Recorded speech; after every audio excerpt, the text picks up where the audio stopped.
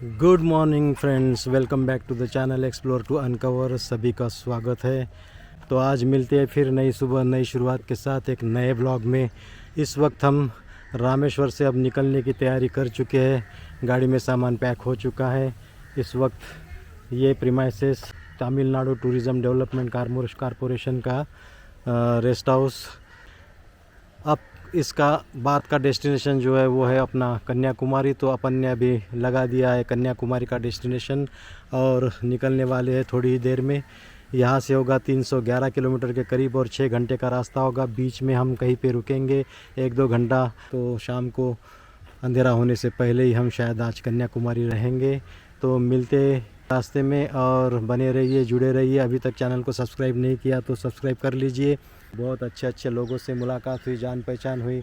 अनेक दुनिया के हर कोने से यहाँ पे लोग आते हैं। तो बड़ा अच्छा लगता है कि कम समय में कुछ लोग अपने होने लगते हैं, कुछ लोग पराए होकर अपने लगने लगते हैं, कुछ अपने बिछड़े हुए कभी फिर से मिल जाते हैं। कोइंसिडेंटली अपने लोग अपनापन हमेशा महसूस होने लगता है ऐसी जगह पे घूमते वक्त, जाने अनजाने में मिलते हुए लोगों से।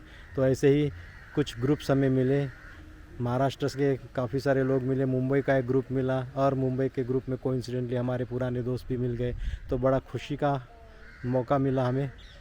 तो यहाँ पे बहुत अच्छा 2 दिन का एंजॉय करके अब हम निकल रहे आगे, करते रामेश्वर को बाय और मिलते रास्ते में।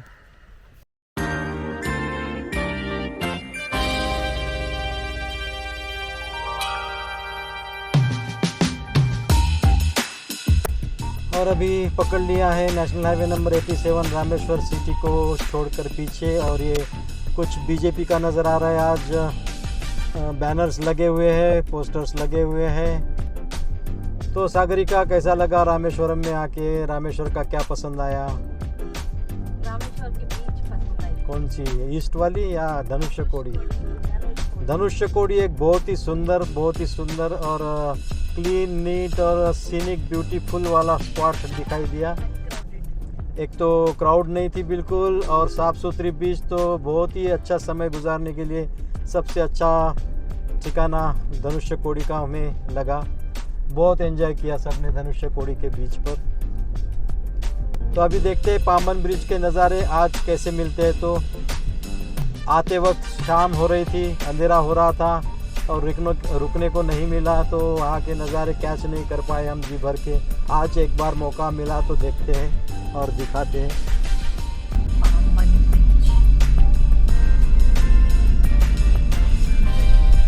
तो ये आ गया पामन ब्रिज। फिर से अभी जाते वक्त रामेश्वरम से मंडपम, रामेश्वर जो आइलैंड माना जाता है या कह सकते हैं हम इसको, तो ये आइलैंड को जोड़ा गया है ये पामन ब्रिज ने ही मंडपम से। यानी जो rest of the land of India है उसे इस रामेश्वर को ये पामन ब्रिज जोड़ने का काम करती है।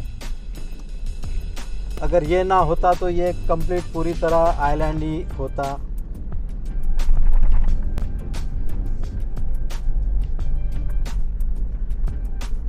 गाड़ियाँ रुकी हुई है तो हम भी रुकेंगे। इतने थामे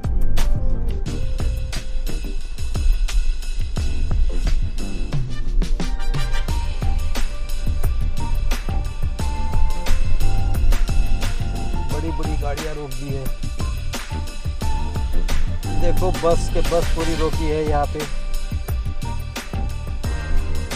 तो ठीक है, वैसे रोकना नहीं चाहिए,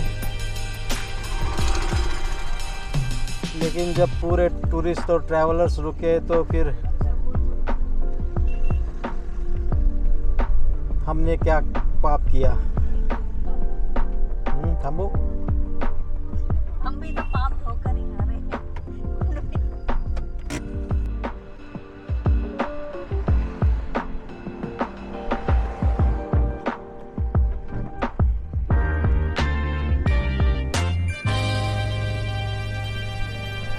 देखो किस तरह से आइलैंड नज़र आता है। वो वहाँ पे जो बीच नज़र आ रही है वो, और समुद्र में पूरी बोट नाव खड़ी है।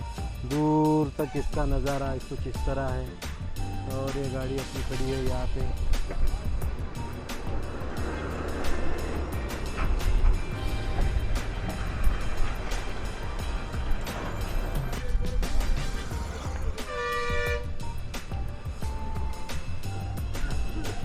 और ये जो है ये पुरानी रेलवे लाइन है, यहाँ से जो भी जहाज़ जाती है तो ये जो है ये पूरा खुल जाता है और फिर जहाज़ जाने के बाद फिर ये रेलवे ब्रिज पूरा हो जाता है और रेल चलना शुरू हो जाती है। अदरवाइज़ अगर जहाज़ आता है तो रेल को रोक दिया जाता है, ये खोल दिया जाता है, फिर यहाँ से जहाज़ पास होता है और फिर रेल चलने लगती है। तो और वो अभी नया ब्रिज बनने लगा है कुछ हाइट पे। ये तो पुराना ब्रिज था तो बहुत ही लो लेवल पे था और ये पहले सिर्फ रेलवे लाइन से कनेक्टेड था। ये रोड ब्रिज भी नहीं था, रोड ब्रिज बाद में बना। सबसे पहले ब्रिटिश काल से ये रेलवे ब्रिज ही था। और ये अजीब अपने आप में एक नायाब तरीका की जो जहाज आते समय खुल जाता है और फिर रेल चलने लगती है। संभाल के आ जाओ। ये देखो यहाँ पे पानी की डेप्थ कुछ ज़्यादा है तो छोटे मोटे जहाज़ जा सकते हैं, हालांकि बड़े जहाज़ नहीं जा सकते। तो ये बंद होने के बाद फिर चलने लगती है रेलवे। और अब ये दूसरा रेलवे ब्रिज बनने लगा है क्योंकि ये बहुत पुराना हो गया है ये। और तो ये ऐसे नज़ारे यहाँ पे देख सकते हो, समुंदर की दूरी कहाँ तक नज़ारे, कहीं धरती नज़र नहीं आती दूर। और जब रेल जाती है यहाँ से तो बहुत डर लगने लगता है क्योंकि ऐसा लगता है कि समुंदर में अपनी ट्रेन जा रही है, समुंदर में समाने जा रही है ट्रेन अपनी। चलो यार ज़्यादा समय रुकना ठीक नहीं है।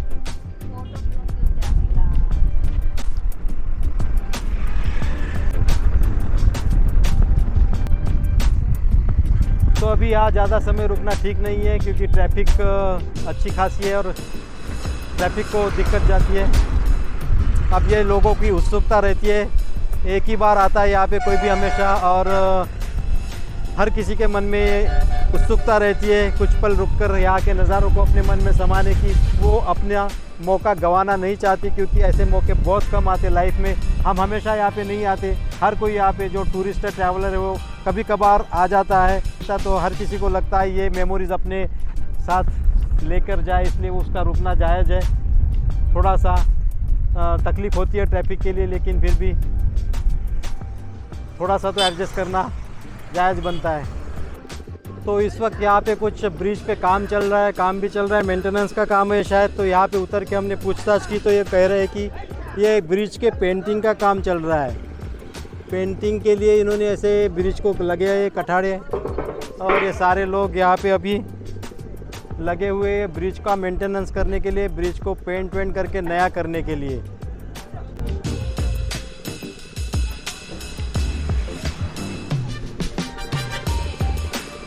तो काफ़ी सारे लेबर्स यहाँ पे काम कर रहे हैं, रस्से से खींच रहे हैं इन्होंने, जो भी वहाँ पे जुगाड़ लगाया है उसको रास्ते पे थोड़ा सा एक लाइन को क्लोज करके। ब्रिज का सामने अभी ब्रिज का दूसरा एंड यानी मंडपम की ओर का एंड नज़र आ रहा है, और वो देखो कितना खूबसूरत लग रहा है। यहाँ पे ब्रिज के दोनों साइड की पेंटिंग हो चुकी है, पीला पेंट लगा दिया गया है, तो नज़र ऐसा आ रहा है पीछे काम चल रहा है और बाकी ब्रिज का पेंटिंग करने का। और ये सामने लैंड जो नज़र आ रही है, दोनों साइड समुंदर और बीच में रास्ता कनेक्ट करता हुआ, तो कितना खूबसूरत लग रहा है। Left side Arabian Sea, right side Bay of Bengal. तो बेहद खूबसूरत नज़ारे, आँखों को बिल्कुल मन भर के देखने लायक। तो बढ़ते अभी कन्याकुमारी की ओर, पूरा सफ़र रहेगा कोस्टल एरिया से, पूरा रास्ता रहेगा कोस्टल एरिया से, तो नज़ारे कुछ और होने वाले हैं।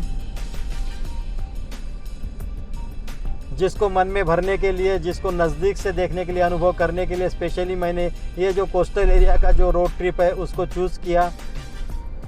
तो आप देखते रहिए पूरा कोस्टल एरिया।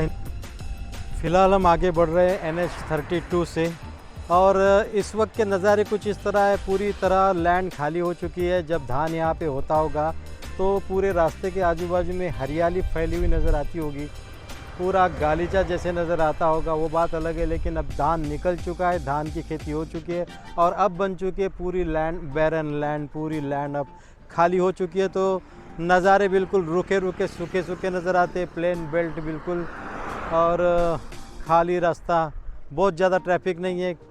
ऑलमोस्ट 150 किलोमीटर के ऊपर का रन अभी डिस्टेंस कवर कर लिया है। रास्ता एकदम खाली खाली रहने के कारण थोड़ा सा बोरिंग लगने लगा, थोड़ी सुस्ती आने लगी।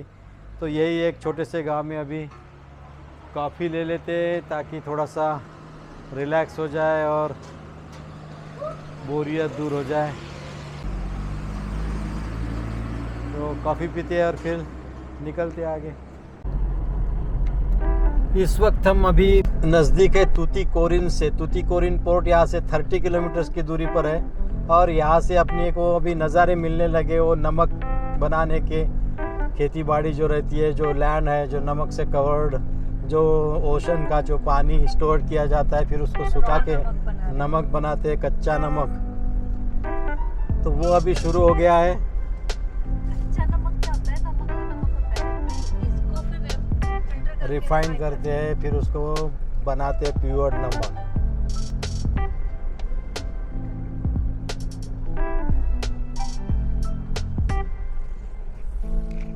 रोक के देख लेते हैं एक बार, चलो नमक की फैक्ट्री देख ले, उतर जाते हैं।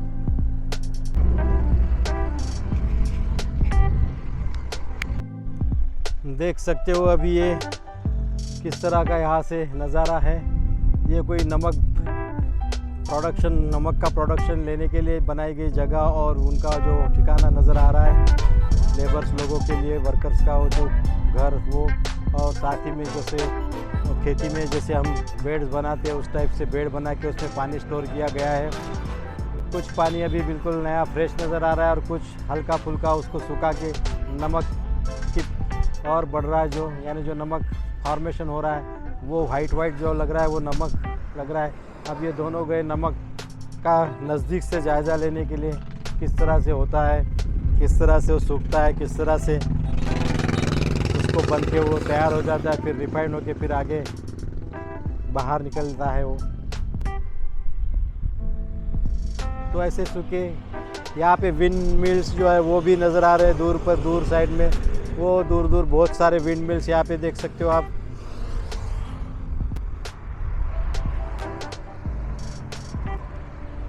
ये आ गए अभी नमक लेके। हाँ कच्चा नमक है ये। खारा खारा है, बिल्कुल खारा खारा है। इसका टेस्ट लेके देखो, थोड़ा सा टेस्ट लेके देखो। एकदम खारा ना, तो ऐसा कुछ नमक देख सकते हो आप। एकदम कच्चा नमक है। हाँ तो मज़ा आ गया। और ये अभी नमक के स्नैप लेने लग गई। तो ऐसे ही राह चलते चलते अपनी गाड़ी से अपन जब जाते हैं तो जब कुछ नया देखने को मिलता है हम यहाँ पे रुक कर उसका एक्सपीरियंस कर सकते हैं और उसमें भी थोड़ा एंजॉय मज़ा ले सकते हैं और उसी को टूरिज़्म के रूप में हम एंजॉय कर सकते हैं। समय होता है अपने पास और इससे थोड़ा सा एक्टिविटी बन के रहती है, थोड़ा सा फ्रेशनेस बन के रहता है। जो भी सुस्ताहट रहे वो अपने आप दूर हो जाती है एक्टिविटी होने के कारण। तो अभी बढ़ते आगे। तूतीकोरिन यहाँ से बस 30 किलोमीटर की दूरी पर दिखा रहा है। बहुत इंटरेस्ट लेके ये लोग बहुत दूर तक जाके देख के आ रहे हैं। ये एक ऐसी चीज़ है जो कोई यहाँ पे व्यक्ति दिखाई नहीं दे रहा है, यानी सिक्योरिटी की इनको कोई ज़रूरत नहीं, क्योंकि ये ना कोई चुराने वाला है ना कुछ यहाँ से लेके जाने वाला है। बस पानी को स्टोर करो, पानी को पंप से समुद्र के पानी को यहाँ पे स्टोर करो और उसको सूखने दो, फिर नमक अपने आप तैयार हो जाता है, उसको प्रक्रिया करके फिर आगे बढ़ जाता है। तो कहने का मतलब ये है कि बहुत अच्छी चीज़ है, ना कोई चोरी ना। क्या हो गया?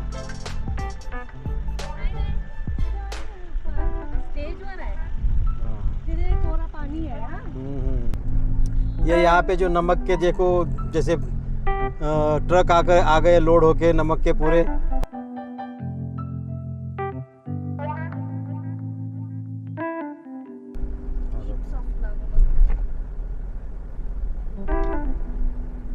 नमक का इकट्ठा करके रखे टीले बने हुए नमक। तो नमक के टीले वहाँ पे नज़र आ रहे हैं और कुछ टीले जो है वो प्लास्टिक से उसको ढाक के रखे हैं। फिर ये ट्रक में लोड हो रहे हैं और ट्रक में लोड होने के बाद फिर आगे जा रहे हैं उसका डिस्पोजल करने के लिए। काफी जगह है नमक की। पूरा नमक का ही है यहाँ पे, इलाका ही नमक का है। नमक की खेती होती है, ये नमक की खेती है समझो। फिर तो रामेश्वरम से निकलने के बाद ऑलमोस्ट 175 किलोमीटर NH32 और नैरो जो NH87 रास्ता था वो छोटे छोटे ग्रामीण भागों में से जाने वाला और बहुत सारे स्पीड ब्रेकर, आपको स्पीड मेंटेन कर नहीं सकेंगे, इस तरह का रास्ता था, थोड़ा बोरिंग। तो वो रास्ते से अभी 175 किलोमीटर का ट्रैवल करने के बाद मिला है अपने को 4 लेन वाला नेशनल हाईवे नंबर 38। लंबे अंतराल के बाद, बहुत समय के बाद सामने पहाड़ियाँ नज़र आने लगी, साइड में पहाड़ियाँ नज़र आने लगी, तो अलग से फील हो गया। अदरवाइज़ तो कितने समय से पहाड़ी तो नज़र ही नहीं आई थी साउथ कोस्टल बेल्ट में, पूरा प्लेन ही प्लेन। यहाँ से तिरुनेलवेली अभी 16 किलोमीटर, जस्ट 16 किलोमीटर तिरुनेलवेली। ख्वाहिशें पूरी करने की कोशिशों में लगे रहते हैं, कोई अफसोस ना हो कल कि हमने कुछ किया ही नहीं। तो पहुंच गए हम तिरुनेलवेली। अब यहाँ से लेफ्ट टर्न होगा कन्याकुमारी के लिए। तिरुनेलवेली एक बड़ा शहर, राइट में जाता है मदुराई, शहर को जाता है सीधा। अपन चलते हैं अभी कन्याकुमारी की ओर, आज का डेस्टिनेशन।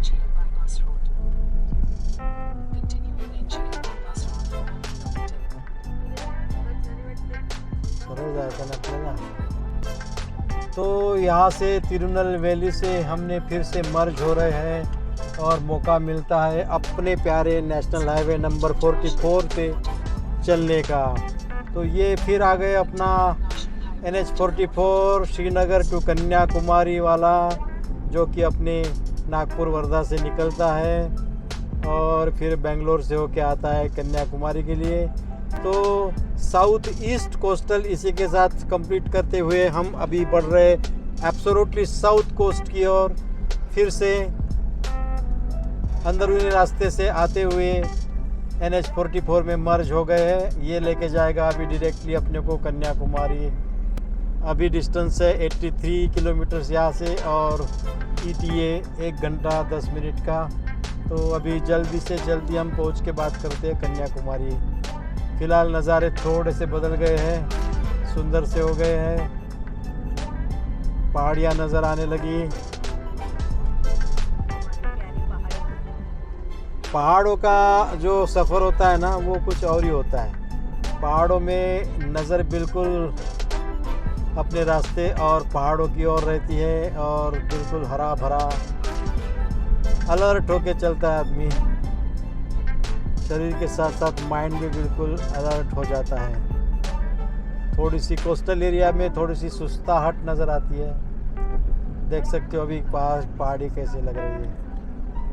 पहाड़ी देखते ही जोश आ गया। तो समुंदर के रास्ते घूम तो रहे हैं, लेकिन नज़र पहाड़ों पे ज़्यादा दिखाई पड़ती है और याद पहाड़ों की ज़्यादा आती है। क्यों ना हो, पहाड़ों में थोड़ा सा, पहाड़ों का मज़ा अलग है, पहाड़ों की दुनिया अलग है। बस कन्याकुमारी पहुंचने ही वाले हैं और उसके पहले ये बहुत ही प्यारा नज़ारा।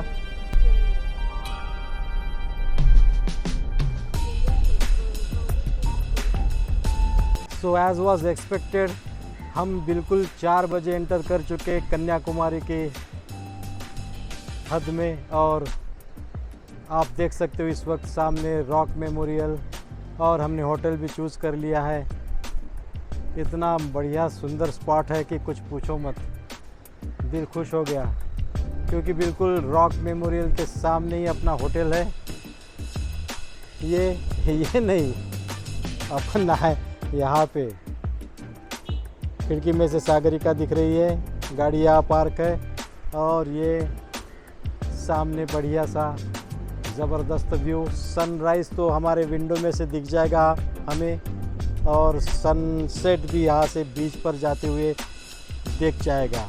तो अभी 4 बजने के कारण रॉक मेमोरियल की एंट्री हो चुकी है बंद, और जहाँ तक हो सके यहाँ पे जो कुछ टूरिस्ट स्पॉट है वो 4 बजे के बाद बंद हो जाते हैं। सिर्फ बीच और बीच का मज़ा, सनसेट पॉइंट ये खुला रहता है। तो अभी सामान रखते हैं अपने रूम में और तैयार होके फिर निकलते हैं बीच के लिए और सनसेट पॉइंट एंजॉय करते हैं। होटल भी अच्छा है, इसमें कोई शक नहीं। रूम में बैठकर समुंदर का व्यू एंजॉय करते रहो। अब मैं आपको रूम टूर करवा देता हूँ। ये अपनी रूम बेड सागरिका के लिए लग गया। अब यहाँ पे मैडम बैठ के अभी बढ़िया नज़ारों का एंजॉय कर रही है। यही इसकी खासियत है यहाँ की, बेहद खूबसूरत सा नज़ारा। गाड़ी भी यहाँ पे नीचे खड़ी है। अब ये इतने सारे सुंदरता में एक दाग लग जाता है, वो दाग इन कचरे के कारण। ये पता नहीं है बैरन एबॉन्डन लैंड है और वहाँ पे पुराना कुआं जैसे कुछ नज़र आ रहा है, और शायद बहुत सारे पूरे कन्याकुमारी का कचरा वहाँ पे जमा हुआ है या नहीं, ऐसा कुछ समझ में नहीं आ रहा। लेकिन इतने खूबसूरत नज़ारों को इसने दाग लगा दिया इसमें।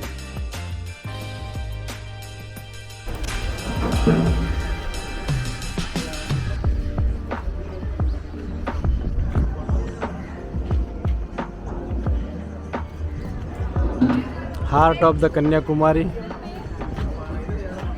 अभी सैंडविच ले लेते हैं यहाँ पे।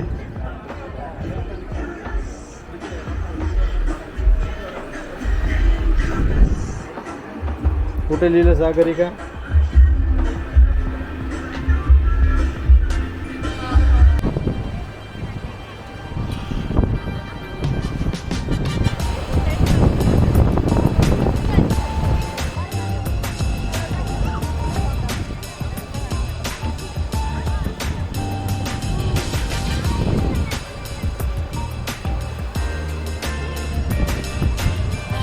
यहाँ भी मेरे ख्याल से बहुत ज़्यादा डेवलपमेंट हो गया है, और रॉक ज़्यादा है यहाँ पे। जब मैं छोटा था तो ये सब यहाँ नहीं था। ये जो टेंपल बना है, ये जो कंस्ट्रक्शन दिख रहा है, ये पूरी बीच हुआ करती थी जहाँ तक मुझे याद है। यहाँ पे ऐसा कुछ भी नहीं था, तो अभी सब बदल गया। तो बीच बात का कोई यहाँ पे मौका नहीं मिलने वाला ऐसा दिखता है। तो यही सनसेट का लुत्फ़ उठाते हैं और नज़ारों को एंजॉय करके आज का ब्लॉग यहीं पे ख़त्म करते हैं। इस तरह से हिंदुस्तान के साउथ एंड पे, the end of the land के पास हम अपनी बोलेरो नियो डॉल्फिन से पहुंच गए। आज लद्दाख से पहले सीरीज़ में वर्धा से लद्दाख हमने कवर कर लिया था। दूसरे सीरीज़ में अभी वर्धा से हमने कन्याकुमारी तक को कवर कर लिया है। अभी फ़िलहाल इन नज़ारों का लुत्फ़ उठाइए और बने रहिए हमारे साथ अगले वीडियोस के लिए। आज यही रुकते ढलते सूरज के साथ, फिर मिलते हैं नई सुबह नई शुरुआत के साथ। तब तक जो भी हो जहाँ भी हो, मस्त रहो, खुश रहो, एंजॉय करो। Do subscribe the channel, like and share. Thank you for watching.